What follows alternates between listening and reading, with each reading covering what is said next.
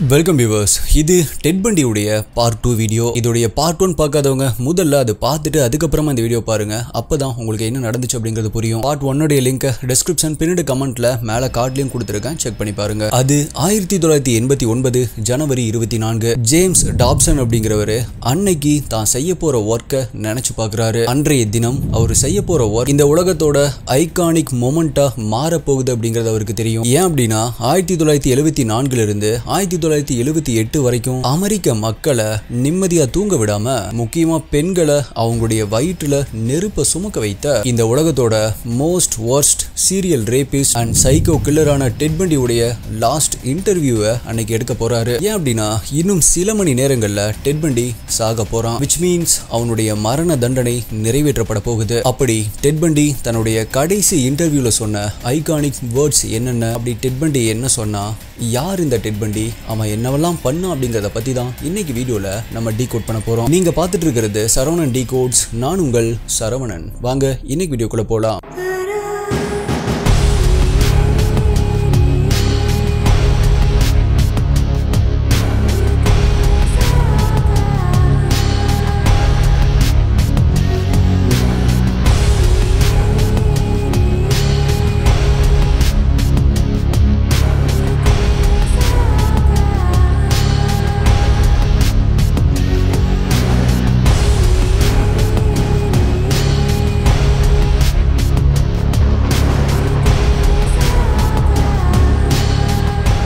சின்ன சின்ன விஷயங்கள், சின்ன சின்ன நம்ம கண்ணுக்கு தெரியாத பழக்கங்கள், இது அத்தனையும் தான் நம்மளுடைய வாழ்க்கையை மாத்துறதுக்கான ஒரு தூண்கள். நம்மளுடைய எண்ணம், நம்மளுடைய நம்பிக்கை, நம்மளுடைய செயல், நம்மளுடைய உணர்வு, நம்மளுடைய தேவை, இது எல்லாமே சேர்ந்து நம்மளுடைய பழக்கத்தை மாத்தும். நம்மளுடைய டெய்லி ஹேபிட்ஸை இது மாத்தும். ஸோ இத்தனை விஷயங்களால மாறுற நம்மளுடைய டெய்லி ஹேபிட்ஸ், நம்மளுடைய தினசரி பழக்கத்தை கொஞ்சம் கட்டுப்பாடோட வச்சுட்டோம் அப்படின்னா நீங்க ஜெயிக்கிறத யாராலையுமே தடுக்க முடியாது. அதுக்கு தேவை 4 பிரின்சிபல்ஸ் மட்டும்தான். அது என்ன அப்படிங்கிறது தான் இந்த அட்டோமிக் ஹேபிட்ஸ் அப்படிங்கிற இந்த புக்ல சொல்லி தந்திருக்காங்க. இந்த மாதிரி ரொம்பவே இன்ட்ரெஸ்டிங்கான பல எக்ஸ்க்ளூசிவான ஒரிஜினல் கண்டென்ட்ஸ் எல்லாமே ஆடியோ புக்ஸா குக்கு எஃப்எம்ல இருக்கு. புக் படிக்கிறதுக்கு டைம் இல்லாதவங்க இதை கேட்கலாம். 25 லட்சத்திற்கும் அதிகமான பேர் இதை யூஸ் பண்ணிட்டு இருக்காங்க. நீங்க ஒரு வாக்கிங் போறப்ப இல்ல பஸ்ல போறப்ப அப்படின்னு ஒரு ஹெட்போன்ஸை போட்டுட்டு ஆடியோ ஃபார்மேட்ல ஒரு பாட்டு கேட்கிற மாதிரி ஒரு புக்கை கேட்டு முடிக்கலாம். நம்மளுடைய சப்ஸ்கிரைபர்ஸ்க்கு அப்படின்னு எக்ஸ்க்ளூசிவா T5T50 அப்படிங்கிற இந்த கூப்பன் கோடை யூஸ் பண்ணீங்க அப்படின்னா 50% உங்களுக்கு ஆஃபர் கிடைக்கும். இப்பவே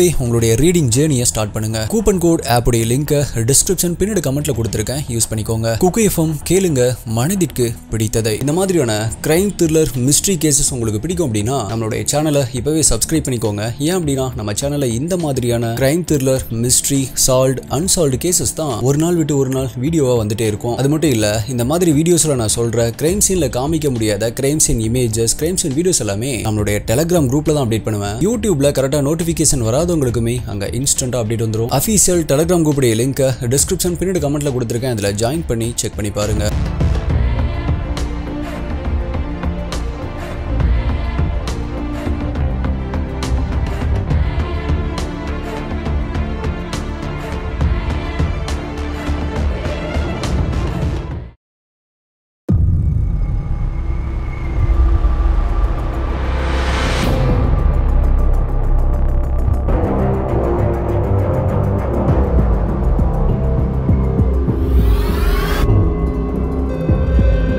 ஆயிரத்தி 1975 ஆகஸ்ட் மாசத்துல காரை ஹெட்லைட் போடாம வேகமா ஓட்டுனதுக்காக அரெஸ்ட் பண்ணப்பட்ட டெட், அதுக்கப்புறமா சந்தேகத்தின் அடிப்படையில கேரள கடத்தினது இவனா தான் இருக்கும் அப்படின்னு விசாரிக்கும் பொழுதுதான் எஸ் இவன் தான் டெட் பண்டி தான் என்ன கடத்த முயற்சி பண்ணா அப்படின்னு அவங்களுமே கன்ஃபார்ம் பண்றாங்க. இதுக்கப்புறமா கோர்ட்ல ப்ரொடியூஸ் பண்ணப்பட்ட டெட் பண்டிக்கு ஆதரவா ஒரு லாயரும் ஆஜராகிறாரு. அப்பதான் அங்க யாருமே எதிர்பார்க்காத ஒரு விஷயம் நடக்குது. அது என்ன அப்படின்னா, டெட் பண்டி ஒரு லா ஸ்டூடெண்ட் அப்படிங்கிறதுனால லால் இருக்கிற சில லூப் ஹோல்ஸ், சில நுணுக்கமான விஷயங்கள் அவனுக்கு தெரியும். அதை உபயோகப்படுத்தி எய் விட்னஸா இருக்கிற கேரோல அவ சொல்றது பொய் அப்படின்னு அவங்களுக்கு எதிராகவே ஒரு கேஸ போடுறான் டெட் பண்டி. ஆக்சுவலா இந்த விஷயம் கோர்ட்ல இருந்தவங்களுக்கு ரொம்பவே ஷாக்கிங்கா இருந்துச்சு. ஏன் அப்படின்னா இந்த மாதிரியான ஒரு லூப் ஹோல் இருக்கிறது அவங்களுக்கே தெரியாது. அப்படி இருக்கிறப்ப இந்த மாதிரி விஷயத்த டெட் பண்டி தெரிஞ்சு வச்சிருக்கான் அப்படின்னு ஷாக் ஆனாங்க.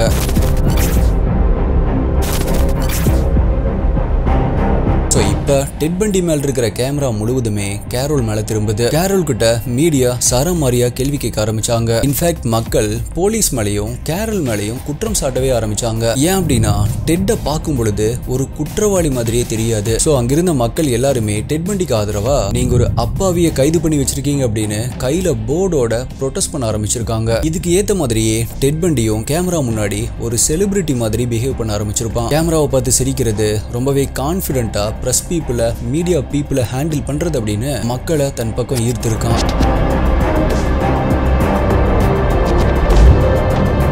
இந்த மாதிரியான ஒரு சூழ்நிலையில தான் டெட் கேரல் மேல போட்ட கேஸை கோர்ட் ரிஜெக்ட் பண்ணது. இதை தொடர்ந்து எலிஸ், அதாவது டெட்டுடைய எக்ஸ் கேர்ள் ஃப்ரெண்ட், இவனுக்கு எதிராக கோர்ட்ல சாட்சி சொல்றாங்க. பெண்கள் இப்ப ரீசன்ட் டேஸா காணாம போயிட்டு இருக்கிறதுக்கும் என்னோட பாய் ஃப்ரெண்ட் டெட் பண்டிக்கும் ஏதோ சம்மந்தம் இருக்கு அப்படின்னு நான் நினைக்கிறதா அவங்க சொன்னாங்க. இதன் அடிப்படையில கோர்ட் என்ன சொல்றாங்க அப்படின்னா, டெட் பண்டி உண்மையிலேயே சமூகத்திற்கு எதிரான ஒருத்தன் தானா, இவனுக்கும் காணாம போன பெண்களுக்கும் ஏதாவது சம்மந்தம் இருக்கா அப்படின்னு டெட் பண்டிய 90 டேஸ் சைக்காலஜிஸ்ட் கூட ஸ்பெண்ட் பண்ணி டெட் பண்டியுடைய பிஹேவியரை அனலைஸ் பண்ணி ஒரு ரிப்போர்ட்டை கொடுக்கும்படி ஜட்ஜ்மெண்ட் பாஸ் பண்றாங்க. அப்படி உட்டா பிரிசன்ல டெட் அனலைஸ் பண்ண டாக்டர் என்ன சொல்லியிருக்காரு அப்படின்னா, டெட்டுடைய லைஃப அவுட் சைடுல இருந்து பார்க்கும் பொழுது ஒரு நார்மலான பையன் மாதிரி தான் இருக்கும். ஆனா அவனுடைய லைஃப்ல ஏகப்பட்ட ரெட் பிளாக்ஸ் இருக்கு. ஒரு சைக்கோபேத்துடைய லைஃப்ல தாங்க முடியாத வேதனைகளை அனுபவிச்சதுனால தான் அவன் மத்தவங்களை பழி வாங்கறதுக்காக இன்னுமே ரொம்பவே கொடூரமான வேதனையை அவங்களுக்கு கொடுப்பான். டெட் பண்டி அப்படிப்பட்ட சைக்கோபேத்தா இருக்கிறதுக்கு ரொம்பவே அதிகமான வாய்ப்புகள் இருக்கு அப்படின்னு அவர் சொல்லியிருந்தாரு.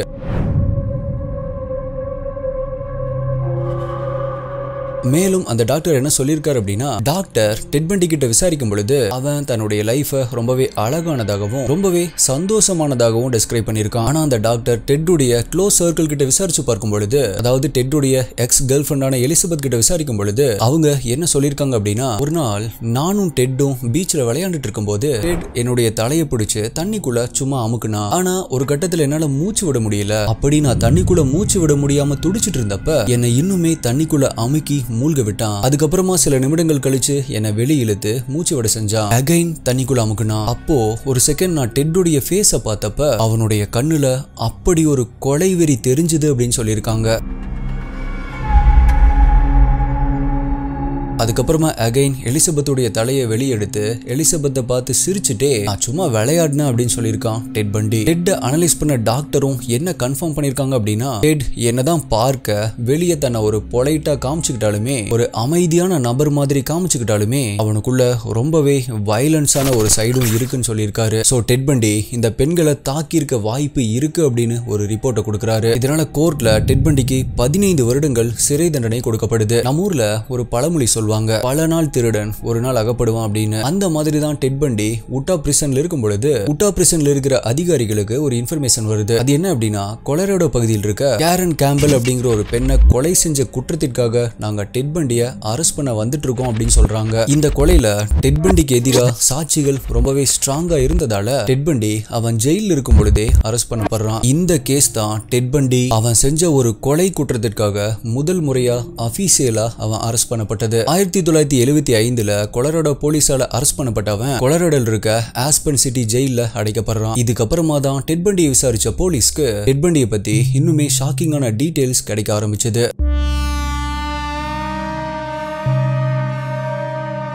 டெட் பண்டி நவம்பர் 24, 1946 வெர்மோண்ட் பர்லிங்டன் யுஎஸ்ஏல பிறக்கிறான். டெட்டுடைய பிறப்பிலேயே பல சர்ச்சைகள், ரொம்பவே மோசமான பிரச்சனைகள் இருந்துச்சு. டெட்டுடைய அம்மா கல்யாணம் ஆகாமலேயே தன்னுடைய டீனேஜ்லயே பிரெக்னன்ட் ஆகுறாங்க. ஆனா டெட்டுடைய அப்பா யார் அப்படின்னு இப்ப வரைக்குமே கன்ஃபார்ம் பண்ணப்படல. இன்ஃபேக்ட் டெட்டுடைய தாத்தா தான் டெட்டுடைய அப்பாவா இருக்கணும் அப்படின்னு சொல்லப்பட்டுச்சு. விச் மீன்ஸ் டெட்டுடைய அம்மாவான லூசியுடைய அப்பா தான் டெட்டுடைய அப்பாவும். டெட் பண்டி சின்ன வயசா இருக்கும் பொழுது தன்னுடைய தாத்தா பாட்டி தான் தன்னுடைய அம்மா அப்பா அப்படின்னும் தன்னுடைய அம்மாவை தன்னுடைய அக்கா அப்படின்னு நினைச்சிட்டு இருந்திருக்கான். ஆனா அவனுக்கு விவரங்கள் தெரியும் பொழுது ரொம்பவே மன உளைச்சலுக்கு ஆளாயிருக்கான்.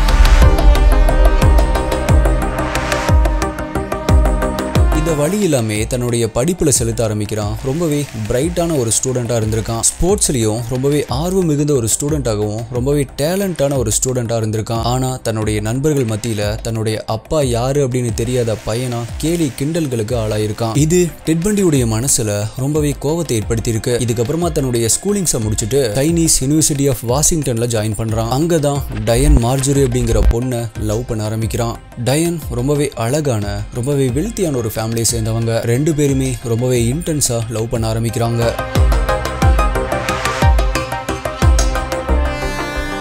இப்படி கொஞ்ச நாட்கள் எல்லாமே நல்லா போயிட்டு இருக்கும் பொழுதுதான் டயன் டெட் பண்டி கிட்ட இருந்து விலக ஆரம்பிச்சிருக்காங்க. லெட்டர்ஸ் அனுப்புறதையும் ஸ்டாப் பண்ணிருக்காங்க. இது டெட் பண்டிக்கு ரொம்பவே பயத்தை ஏற்படுத்தி இருக்கு. எங்க நம்மள லவ் பண்ணிட்டு இருந்த டயன் நம்மளை விட்டு போயிருவாங்களோ அப்படின்னு உடனடியா நேர்ல மீட் பண்ணிருக்கான். அப்ப டயன் டெட் பண்டி கிட்ட என்ன சொல்லியிருக்காங்க அப்படின்னா, நம்ம பிரேக்கப் பண்ணிக்கலாம். ஏன் அப்படின்னா உனக்கு எந்த ஒரு வேலையும் வருமானமும் இல்ல, நீ ஒரு ஹஸ்பண்ட் மெட்டீரியல் இல்ல அப்படின்னு சொல்லியிருக்காங்க. இது டெட் பண்டிக்கு பயங்கரமான கோபத்தையும் அதே நேரத்துல டயனை பழி வாங்கணும் அப்படிங்கிற எண்ணத்தையும் உருவாக்குச்சு. உடனடியா டெட் பண்டி அந்த யூனிவர்சிட்டில இருந்து டிராப் அவுட் ஆகி வேற ஒரு யூனிவர்சிட்டியில சைக்காலஜி எடுத்து படிக்கிறான். அதன் பிறகு உட்டால் இருக்கிற யூனிவர்சிட்டி ஆஃப் வாஷிங்டன்ல லா எடுத்து படிச்சுட்டு வந்த டெட் பண்டி ஒலிம்பியால் இருக்க சியாட்டல் கிரைம் பிரிவென்ஷன் அட்வைசரி கமிஷன்ல அசிஸ்டன்ட் டைரக்டரா வேலை பார்த்திருக்கான். அதாவது இது ஒரு 911 மாதிரியான எமர்ஜென்சி சர்வீஸ். இன்ஃபேக்ட் 1974ல பெண்கள் அதிகமா காணாம போயிட்டு இருந்த அந்த சமயத்துல டெட் பண்டி எமர்ஜென்சி சர்வீஸ் டிபார்ட்மெண்ட்ல சூசைடல் தாட்ஸ் வர நபர்களுக்கு கவுன்சிலிங் தந்துட்டு இருந்திருக்கான். அது மட்டும் இல்ல, பெண்கள் தங்களை எப்படி பாதுகாத்துக்கணும் அப்படின்னு ஒரு புக்கை எழுதி வெளிவிட்டிருக்கான் டெட் பண்டி.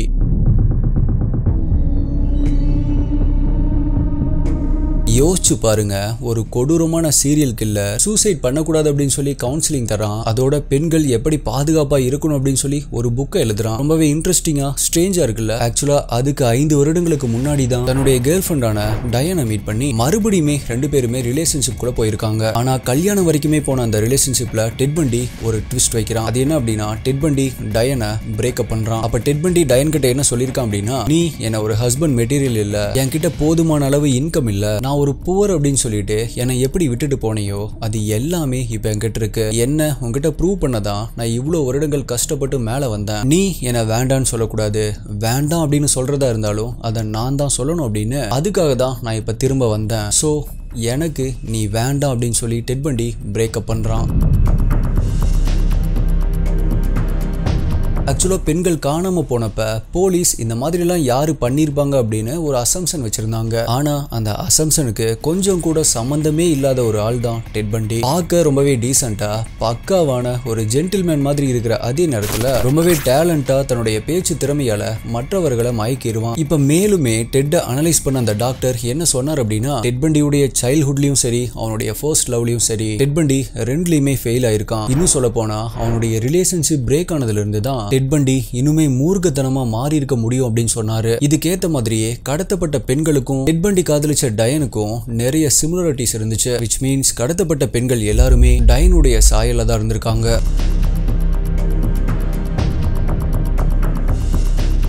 போலீஸ் இப்ப இது எல்லாத்தையுமே விசாரிச்சு கோர்ட்ல சப்மிட் பண்றாங்க. டெட் பண்டி ஒரு லாயர் ஸ்டூடெண்ட் அப்படிங்கறதால கேஸுக்கு எந்த ஒரு லாயரும் தேவையில்லை, என்னுடைய கேஸை நானே பாத்துக்கிறேன் அப்படின்னு டெட் பண்டியே வாதாட ஆரம்பிச்சான். ஆஸ்பென் ஜெயில இருக்கிற லைப்ரரியில நிறைய லா புக்ஸை படிச்சு தனக்கு அப்படின்னு நிறைய டிஃபரெண்ட் பாயிண்ட்ஸை சேகரிக்க ஆரம்பிச்சான். டெட் பண்டி தான் செய்த குற்றத்தை கடைசி வரைக்குமே மறுத்துட்டே இருந்தான். அதை கண்டிப்பா நான் ப்ரூவ் பண்ணியே ஆவேன் அப்படின்னு சொல்லிட்டு இருந்தான். ஆனா நாளுக்கு நாள் டெட் பண்டிக்கு எதிராக சாட்சிகள் அதிகமாக ஆரம்பிச்சது. இந்த நிலையில தான் லைப்ரரியில டெட் பண்டி படிச்சுட்டு இருக்கும் பொழுது அங்கிருந்து தப்பிச்சு ஓட ஆரம்பிக்கிறான். கோர்ட் ரூம் லைப்ரரி 2வது ஃப்ளோர்ல இருந்ததால அங்கிருந்து குதிச்ச டெட் பண்டிக்கு பலமான அடி ஏற்படுது. ஆனா அடுத்த 2 நாட்களையே டெட் பண்டியை பிடிச்சிடுறாங்க. அதற்கு பிறகு மறுபடியுமே விசாரிக்க ஆரம்பிக்கிறாங்க. அப்பதான் டெட் பண்டி காணாம போன பெண்களை இவன் தான் கடத்தி கொலை செஞ்சான் அப்படிங்கறத ஒத்துக்கிட்டு உண்மையை சொல்ல ஆரம்பிக்கிறான்.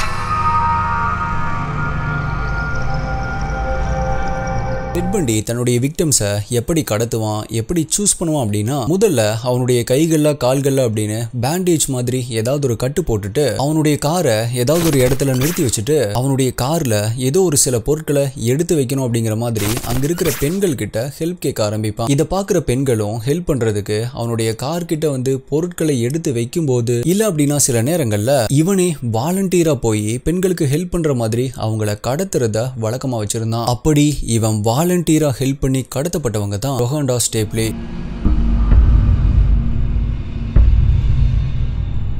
1974 அக்டோபர் மாதம் பார்மசி ஸ்டூடெண்டான ரொஹாண்டா ஒரு நாள் ஈவினிங் தன்னுடைய காலேஜுக்கு வெளியே பஸ்ஸுக்காக வெயிட் பண்ணிட்டு இருந்திருக்காங்க. அப்படி அவங்க வெயிட் பண்ணிட்டு இருந்த சமயத்துல தான் Volkswagen Beetle கார் ஒன்னு அவங்க பக்கமா வர்றதா நோட் பண்றாங்க. அந்த காரை ஓட்டிட்டு வந்த நபர் ரொம்பவே டீசென்டா சார்மிங்கான ஒரு யங் மேனா இருந்தான். அந்த கார் ரொஹாண்டா பக்கத்துல வர ஆரம்பிக்குது. அப்படி பக்கத்துல வந்த உடனே அந்த காருடைய டிரைவர் சீட்ல இருந்து கீழே இறங்கி ரொஹாண்டா கிட்ட, நீங்க ரொம்ப நேரம் பஸ்ஸுக்கு வெயிட் பண்ணிட்டு இருக்கிற மாதிரி தெரியுது, நான் வேணும்னா உங்களை டிராப் பண்ணட்டுமா அப்படின்னு கேக்குறான் டெட் பண்டி. ரொஹாண்டா ஃபர்ஸ்ட் கொஞ்சம் யோசிக்கிறாங்க. அதுக்கப்புறமா அவன் பாக்குறதுக்கு ரொம்பவே டீசென்டா இருந்ததால டீசென்டா தான் அப்ரோச் பண்ணா அப்படிங்கறதால ஓகே போகலாம் அப்படின்னு சொல்றாங்க. கார்ல ஏறின ரெண்டு பேருமே அங்கிருந்து கிளம்புறாங்க. அப்படி கார்ல போயிட்டு இருக்கும் பொழுதுதான் ரொஹாண்டா ஒரு ஸ்ட்ரேஞ்சான விஷயத்தை நோட் பண்றாங்க. இப்போ அவங்க ஏறி உட்கார்ந்த அந்த டோரை ஓபன் பண்ற ஹேண்டில் அங்க இல்ல. which means டெட் நினைக்காம இப்ப அவங்கனால அந்த கார்ல இருந்து இறங்க முடியாது.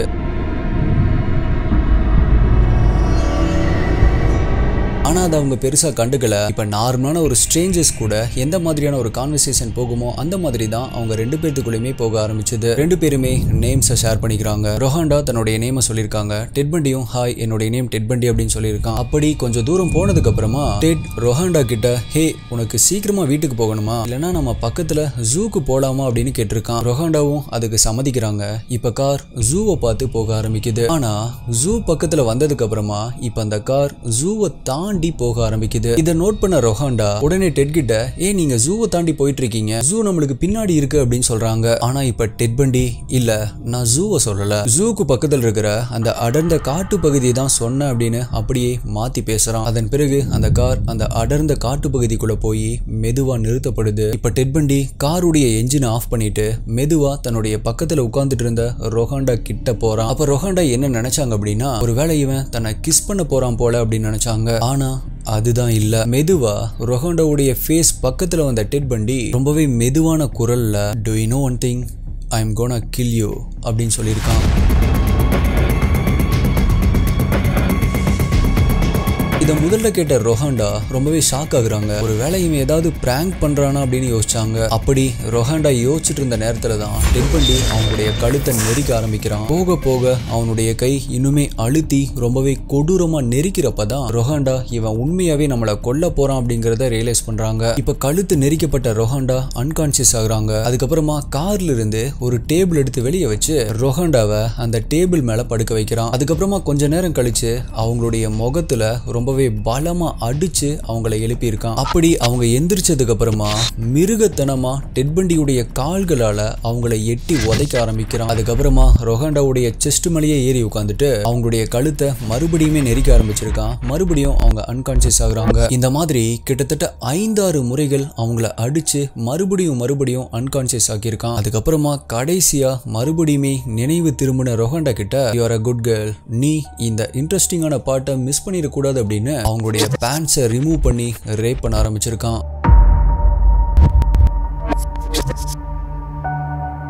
அதுக்கப்புறமா அவனுடைய கார்ல ஏதோ ஒரு பொருளை எடுக்க போறான் டெட் பண்டி. அப்படி அவன் போன சமயத்துல ரொஹாண்டாக்கு ஒரு எண்ணம் தோண ஆரம்பிக்குது. இப்ப மட்டும் நம்ம இங்கிருந்து தப்பிக்கல அப்படின்னா கண்டிப்பா இவன் நம்மளை கொன்னுருவான் அப்படின்னு அவங்களுக்கு தோணுது. அப்ப கொஞ்சம் கூட யோசிக்காம தன்னுடைய முழு பலத்தை யூஸ் பண்ணி அங்கிருந்து எந்திரிச்சு அந்த காட்டு பகுதிக்குள்ள ரொம்பவே வேகமா திரும்பி பார்க்காம ஓட ஆரம்பிக்கிறாங்க. அப்படி ஓடிட்டு இருக்கும் பொழுது அங்க ஒரு ரிவர் இருக்கிறத அவங்க பார்க்கல. சோ அதுக்குள்ள அவங்க தவறி விழுந்துடுறாங்க. அந்த ஆறு ரொம்பவே வேகமா போயிட்டு இருந்ததால அதுல அடிச்சுட்டு போகப்படுறாங்க. ஆனா அதிர்ஷ்டவசமா அந்த ஆறு ஆழமான ஆறு கிடையாது. சோ அப்படி அடிச்சுட்டு போகப்பட்ட ரொஹாண்டோ ஒரு இடத்துல கரை சேர்றாங்க. மறுபடியுமே அங்கிருந்து எந்திரிச்சு ஓட ஆரம்பிக்கிறாங்க. அப்படி ஓடிட்டு இருந்த அவங்களுக்கு முன்னாடி ஒரு ரோட் தெரியுது. அதிர்ஷ்டவசமா அந்த ரோடு வேற எதுவும் இல்ல, அவங்க ஜூக்கு போறதுக்காக வந்தாங்க இல்லையா, அதே ரோட் தான். இப்ப ரொஹாண்டோ நைட்டு முழுக்க நடக்க ஆரம்பிக்கிறாங்க. காலையில விடியிற நேரத்துல அவங்களுடைய ரூமுக்கு போயிருக்காங்க. எஸ், ரொஹாண்டோ கொடூரமான சீரியல் கில்லரான டெட் பண்டி கிட்ட இருந்து தப்பிச்சிருக்காங்க.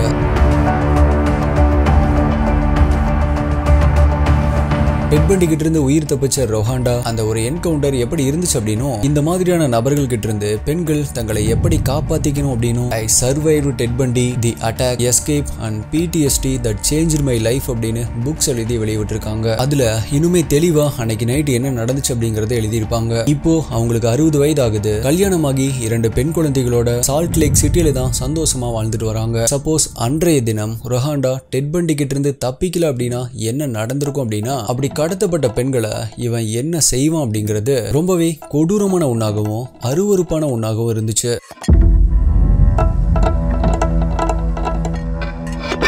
டெட் பண்டி அவன் கடத்தின பெண்களை வெறி தீர அனுபவிச்சதுக்கு அப்புறமா அந்த பெண்களுடைய கழுத்தை நெரிச்சு அன்கான்சியஸ் ஆக்குவான். அதுக்கப்புறமா ரம்பத்தால அவங்களுடைய தலையை வெட்டி ஒரு டிராஃபி மாதிரி வச்சு ரசிக்க ஆரம்பிப்பான். தோணும் பொழுதெல்லாம் அந்த தலைக்கு மேக்கப் பண்ணி அந்த தலை கூட பேசுறத வழக்கமா வச்சிருக்கான். ஆனா அதுக்கப்புறமா அவன் செஞ்சது இன்னுமே அருவருக்கிற ஒரு விஷயமா இருந்துச்சு. அப்படி தலை வெட்டப்பட்ட அந்த உடல்களை காட்டு பகுதிகளுக்குள்ள மறைச்சு வச்சிருவான். அந்த உடல்கள் முழுவதுமா அழுகி போற வரைக்கும் அந்த உடல்கள் கூட செக்ஸ் வச்சுக்குவான். அதுக்கப்புறமா டீகம்போஸ் ஆன அந்த உடல்களை காட்டு மிருகங்களுக்கு இறையா போட்டுருவேன் அப்படின்னு டெட் பண்டி தன்னுடைய வாக்குமூலத்துல சொல்லியிருக்கான்.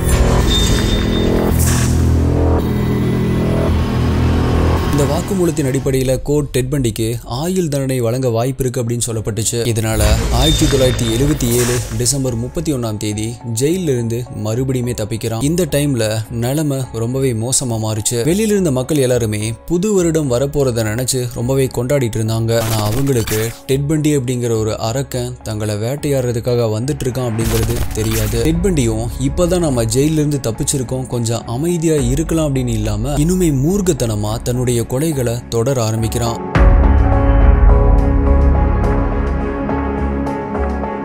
அப்படிதான் 1978 ஜனவரி 15 அதிகாலை 3 மணி ஒரு வீட்டுக்குள்ள தூங்கிட்டு இருந்த 4 பெண்களை அவங்க தூங்கிட்டு இருக்கும் பொழுதே ரொம்பவே சிவியரா அட்டாக் பண்ணப்பட்டு அவங்கள ரேப் பண்ணிருக்கான். அதுல 2 பெண்கள் சம்பவ இடத்திலேயே இறந்து போறாங்க. அதுக்கப்புறமா ஒரு ஃபேக் ஐடென்டி ப்ரூஃபை கிரியேட் பண்ணி ஒரு கார் மற்றும் சில கிரெடிட் கார்ட்ஸையும் திருடி அவனுடைய நேட்டிவ் பிளேஸ் ஆன சால்ட் லேக் சிட்டிக்கு தப்பிச்சு போறான். ஆனா அவனுடைய கொலைகளுக்கு முற்றுப்புள்ளி வைக்கிற மாதிரி இவன் லாஸ்டா சூஸ் பண்ண விக்டிம் 12 வயதான கிம்பர்லி லீச் அப்படிங்கிற ஒரு சின்ன பொண்ணு.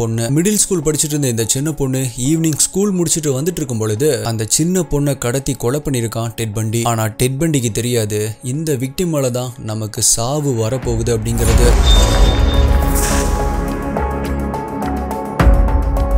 இது நடந்து கரெக்டா ஒரு மாசம் கழிச்சு பிப்ரவரி 15 1978 சால்ட் லேக் சிட்டில தன்னுடைய காரை ரொம்பவே வேகமா ஓட்டிட்டு போயிட்டு இருந்திருக்கான். அப்ப போலீஸ் அவனை அரெஸ்ட் பண்றாங்க. எஸ், ஃபர்ஸ்ட் டைம் போலீஸ் அவனை அரெஸ்ட் பண்ணதும் அவன் ஹெட்லைட் போடாம ரொம்பவே வேகமா போயிட்டு இருந்தப்பதான். அதே போல இப்ப மாட்டினதும் காரை ரொம்பவே ஃபாஸ்டா ஓட்டிட்டு போயிட்டு இருந்தப்பதான். ஆனா அப்ப போலீஸ்க்கு இவன் கொலராடோல இருந்து தப்பிச்ச ஒரு ஜெயில் கைதி அப்படிங்கிறது தெரியாது. அப்ப அவன் ஒரு ஃபேக் ஐடென்டிட்டில இருந்ததால போலீஸால எடுத்த உடனே அவனை கண்டுபிடிக்க முடியல. ஆனா ஃபர்தரா இன்வெஸ்டிகேஷன் பண்ணும்பொழுதுதான் அவன் ஆஸ்பன் ஜெயில இருந்து தப்பிச்ச டெட் பண்டி அப்படிங்கிறது தெரிய வந்திருக்கு. உடனடியா அவனை அரெஸ்ட் பண்ணி கோர்ட்ல ப்ரொடியூஸ் பண்றாங்க.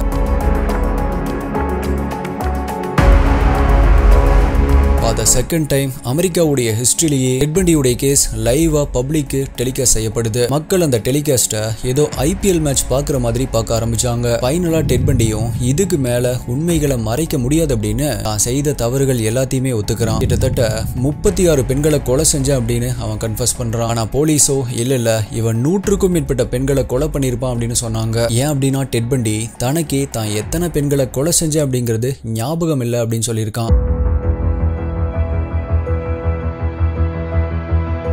ஃபைனலி 36 பெண்களை கொலை செஞ்ச குற்றத்திற்காக லைஃப் சென்டென்ஸும் ஆயுள் தண்டனையும் 12 வயதான கிம்பர்லிய ரேப் பண்ணி கொலை பண்ண குற்றத்திற்காக டெத் சென்டென்ஸும் டெட் பண்டிக்கு வழங்கப்படுது. ஜெயில பல வருடங்கள் தன்னுடைய மரண தண்டனைக்காக காத்துட்டு இருந்தான். கடைசியா அந்த நாளும் வருது. அப்படிதான் ஜனவரி 24 1989 அன்னைக்கு அவன் சாகிறதுக்கு சில மணி நேரங்கள் முன்னாடி தன்னுடைய கடைசி நேரத்துல டெட் பண்டி அவனுடைய லாஸ்ட் இன்டர்வியூ கொடுக்கறான். ஃபைனலி அவன் லாஸ்டா தன்னுடைய இன்டர்வியூல சொன்ன வார்த்தைகள் என்ன அப்படின்னா, நான் என்னதான் என்னுடைய லைஃப்ல மன்னிக்க முடியாத குற்றத்தை பண்ணியிருந்தாலுமே என் ஃபேமிலி அதற்கு காரணம் இல்ல. என்னுடைய ஃபேமிலி மேல அந்த கோபத்தை காட்டாதீங்க, அதற்கு மாறா அன்பும் அரவணைப்பும் செலுத்துங்க அப்படின்னு சொல்லியிருக்கான். ஃபைனலா ஜனவரி 24 1989 காலையில 7 மணிக்கு டெட் பண்டிக்கு புளோரிடா ஸ்டேட் பிரிசனுடைய முறைப்படி எலக்ட்ரிக்யூஷன் நடத்தப்படுது. அதாவது ஒரு எலக்ட்ரிக் சேர்ல குற்றவாளியை உட்கார வச்சு அவங்களுடைய கை மற்றும் கால்களை இறுக்கமா கட்டிட்டு அவங்களுடைய முகத்தை ஒரு லெதர் ஃபேஸ் மாஸ்க்ல மூடிட்டு அந்த நபருடைய தலை மேல ஒரு பெரிய இரும்பு கோப்பை மாதிரி வச்சு அதுல கரண்ட்டை பாஸ் பண்ணி அந்த குற்றவாளியுடைய உடலை முற்றிலுமா செயலிழக்க வச்சு அந்த குற்றவாளி மூளை பொசுங்கின நிலைமையில இறந்து போவான். அப்படிதான் மூக்கு துவாரங்கள்ல ரத்தம் வடிய வடிய உடல் துடி துடிச்சு இறந்து போறான் டெட் பண்டி.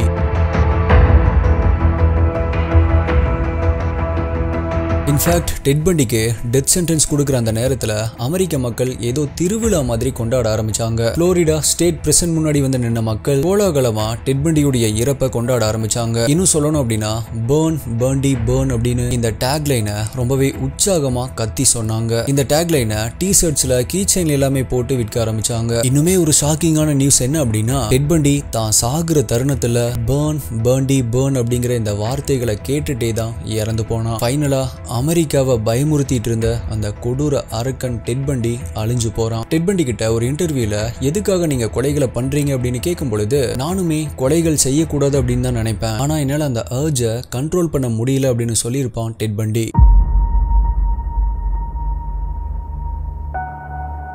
டெட் பண்டியுடைய இந்த வயலண்டான பிஹேவியருக்கு காரணமா எது சொல்லப்படுது அப்படின்னா டெட்டுடைய தாத்தா ஒரு காரணமா இருக்கலாம் அப்படின்னு. ஏன் அப்படின்னா அவனுடைய தாத்தா, அதாவது அவனுடைய அப்பா, ஒரு டொமஸ்டிக் வயலன்ஸ்ல ஈடுபடக்கூடிய ஒரு நபர். தன்னுடைய மனைவி மற்றும் தன்னுடைய பெண் குழந்தைகளை முரட்டுத்தனமா அடிக்கக்கூடிய ஒரு நபர். அதையே தான் வழக்கமா வச்சிருந்திருக்காரு. இதை பார்த்தே தான் டெட் பண்டியும் வளர்ந்திருக்கான்.